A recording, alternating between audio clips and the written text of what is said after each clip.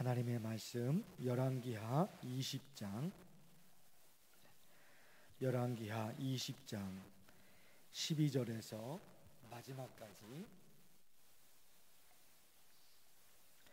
그때에 발라단의 아들 바벨론의 왕 브로닥 발라단이 히스기야가 병들었다 함을 듣고 편지와 예물을 그에게 보낸지라. 히스기야가 사자들의 말을 듣고 자기 보물고의 금은과 향품과 보배로운 기름과 그의 군기구와 창구의 모든 것을 다 사자들에게 부였는데 왕궁과 그의 나라 안에 있는 모든 것 중에서 히스기야가 그에게 보이지 아니한 것이 없더라. 선지자 이사야가 히스기야 왕에게 나와 그에게 이르되 이 사람들이 무슨 말을 하였으며 어디서부터 왕에게 왔나이까? 히스기야가 이르되 먼 지방 바벨론에서 왔나이다 하니, 이사야가 이르되 그들이 왕궁에서 무엇을 보았나이까 하니, 히스기야가 대답하되 내 궁에 있는 것을 그들이 다 보았나니 나의 창고에서 하나도 보이지 아니한 것이 없나이다 하더라. 이사야가 히스기야에게 이르되 여호와의 말씀을 들으소서. 여호와의 말씀이 날이 이르리니 왕궁의 모든 것과 왕의 조상들이 오늘까지 쌓아두었던 것이 바벨론으로 옮긴 바 되고 하나도 남지 아니할 것이요, 또 왕의 몸에서 날 아들 중에서 사로잡혀 바벨론 왕궁의 환관이 되리라 하셨나이다 하니, 히스기야가 이사야에게 이르되 당신이 전한 바 여호와의 말씀이 선하나이다 하고 또 이르되 만일 내가 사는 날에 태평과 진실이 있을진데 어찌 선하지 아니하리요 하니라. 히스기야의 남은 사적과 그의 모든 업적과 저수지와 수도를 만들어 물을 성 안으로 끌어들인 일은 유다 왕 역대 지략에 기록되지 아니하였느냐? 히스기야가 그의 조상들과 함께 자고 그의 아들 므낫세가 대신하여 왕이 되니라. 아멘. 다음 주 월요일부터 금요일 저녁까지 특별 새벽 기도가 있습니다. 또 기도하실 때 특별 새벽 기도를 위해서 기도해 주시길 바랍니다.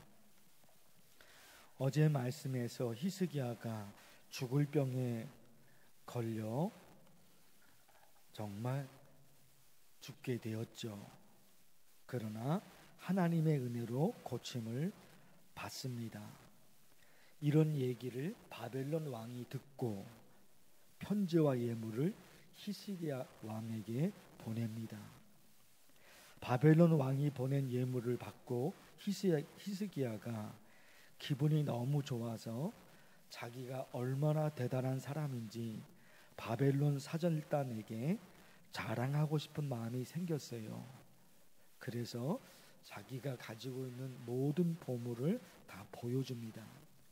보물 창고에 금 그리고 귀중품이 쌓여져 있는데 그거 보여줘요.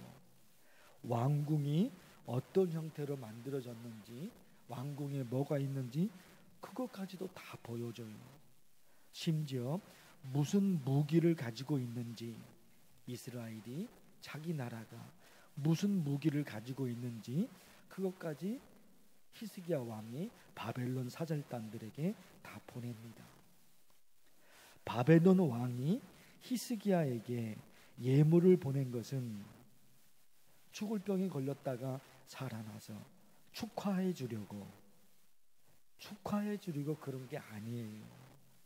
그런 마음에서 사절단을 보낸 것이 아니라, 왜 사절단을 보냈느냐? 이스라엘을 침략해서 정복하려고 미리 정탐꾼으로 사절단을 보낸 거예요. 어느 지역으로 침략해야지 정복할 수 있을까? 그들이 어떤 무기를 가지고 있는가? 그거를 알아보려고 바벨론 왕이 그렇게 사람들을 보낸 거예요. 히스기야 왕은 그것도 모르고 자기가 얼마나 대단한 왕인지 자랑하고 싶어서 모든 걸 바벨론 사절단에게 다 보여줍니다.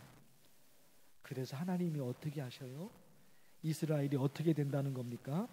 너희가 바벨론에 멸망당할 것이다. 17절 18절의 말씀이에요. 히스기야가 어떤 왕이었는가? 열왕기하 18장에서 우상을 제거하고 신앙 회복 운동을 전개한 왕이에요. 대단한 거 아닙니까? 우상을 제거해요.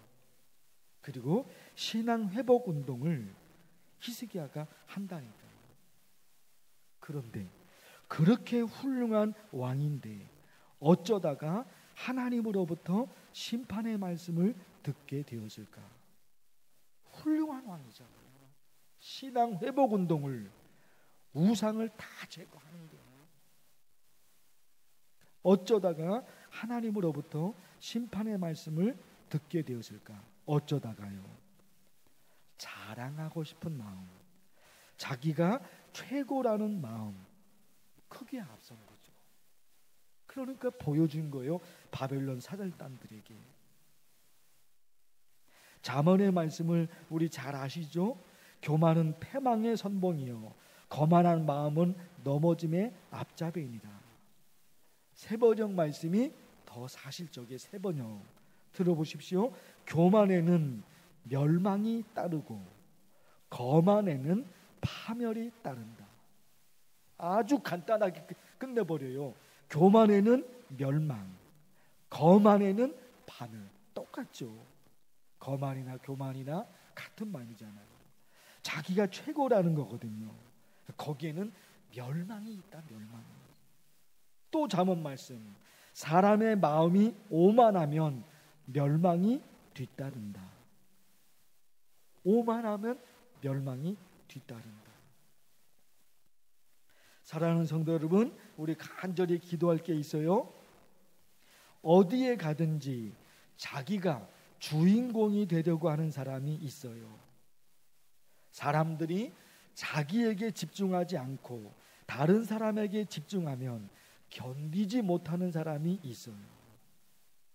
사람들이 다 나만 바라봐야 되는데 다른 사람에게 집중하면 그걸 견디지를 못해요. 시기와 질투가 연결되죠. 무엇인가를 결정할 때 자기가 말한 것으로 결정해야지 다른 사람이 말한 것으로 결정하면 견디지를 못해요. 무슨 말을 하든지 다른 사람 말은 들어볼 필요도 없고 오직 자기 얘기만 옳다고 하는 사람이 있어요. 교만이죠. 교만 있어요.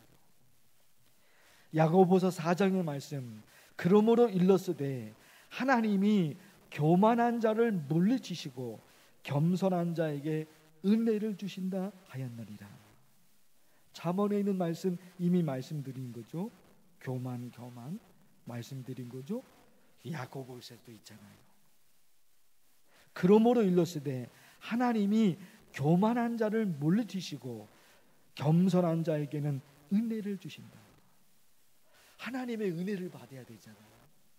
하나님의 은혜를 받아야 되는데 오늘 말씀을 들여다보면 교만한 사람인가 겸손한 사람인가, 하나님의 은혜를 받을 수 있느냐 받을 수 없느냐 직결이 되는 거예요. 저와 여러분 오늘도 하나님의 은혜를 받고자 하나님이 내 기도를 들어주십시오. 그 간절한 마음으로 여기에 왔잖아요. 그런데 이 말씀이 있는 거예요. 그러므로 일렀으되 하나님이 교만한 자를 물리치시고 겸손한 자에게 은혜를 주신다. 그러니까 하나님의 은혜를 받으려면 겸손. 그죠? 하나님의 은혜를 받으려고 여기에 왔잖아요. 교만한 자를 물리치십니다. 하나님은 교만한 자에게는 은혜를 주시지 않는 거예요. 그래서 점점 그 사람은 고립됩니다. 주변 사람들이 다 떠납니다. 자기가 최고니까. 다른 사람 얘기는 안 들어요. 그러다 보니까 말이 많아져요. 말이 많은 거예요. 오직 자기 얘기만 옳다고 하니까 이게 안 되는 거예요. 점점 좋아져야 되는데 점점 나빠지는 거죠. 우리 기도할 때 다른 사람 얘기할 거 없죠? 다른 사람 얘기할 거 없죠? 나는 어떤 사람인가? 이거 간절히 기도하면 좋겠어요. 히스기야를 지금 말씀드리고 있는 거예요. 너무나 안타깝잖아요. 모든 우상을 제거하고 신앙 회복 운동을 전개하신 분이에요. 그런데 어쩌다가 이렇게 몰락하냐 말이에요. 어쩌다가 교만이라니까요. 교만. 얼마나 내가 대단한 사람인가. 그거 자랑하고 싶은 거예요. 우리 간절히 기도해서 겸손한 자에게 은혜를 주신다 그러셨죠. 겸손한 자가 되어서 하나님의 은혜와 축복을 받는 우리가 될 수 있도록 간절히 기도하면 좋겠어요. 주의 이름을 부르면서 간절히 기도합니다. 주여! 하나님 아버지, 히스기야 왕이 얼마나 대단한 왕이었는지, 죽을 병에 걸렸는데 하나님의 은혜로 살아났습니다. 거기다가 모든 우상을 척결해버리고 그들이, 이스라엘 백성들이 신앙의 길로 들어설 수 있도록 신앙 회복 운동을 히스기야가 전개합니다. 그렇게 훌륭한 왕이었는데